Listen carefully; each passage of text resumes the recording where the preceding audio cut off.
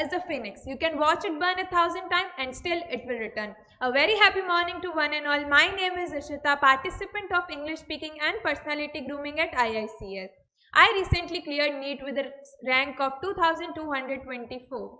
Thank you, sir, and my dear friends, for giving me this opportunity to speak on the topic how to overcome fear and hesitation. We all have felt fear, a sudden hesitation before speaking up, starting something new, or taking a risk. But fear isn't meant to stop us, it's meant to signal that something important is ahead. Fear either stands for forget everything and run or face everything and rise. Whenever fear shows up, don't run, face it, because everything you truly wanted is on the other side of fear. The real problem is not the fear, but the problem is letting fear decide for us. Change your perspective. Instead of asking, what if I fail? Ask, what will I learn? Speaking from a scientific point of view, fear is a state of mind which is controlled by a small region of brain which is amygdala, which is like a tiny security guard, always on high alert, shouting danger ahead.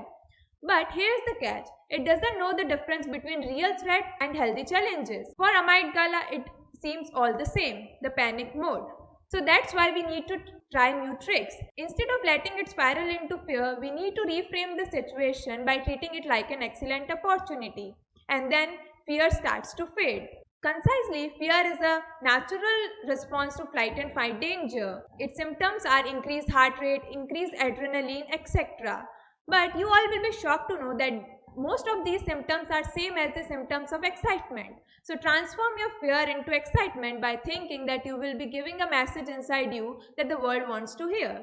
Fear often comes from worrying about what others think. But once you face it, you unlock your hidden potential and strength. The real danger isn't in being judged, it's in the fact of never discovering who you truly are. Keep fear in the backseat of your car, knowing that you can't kick it off while keeping driving wheel in your hand. At last, I would like to say, let fear awaken your spirit, not silence it. Thank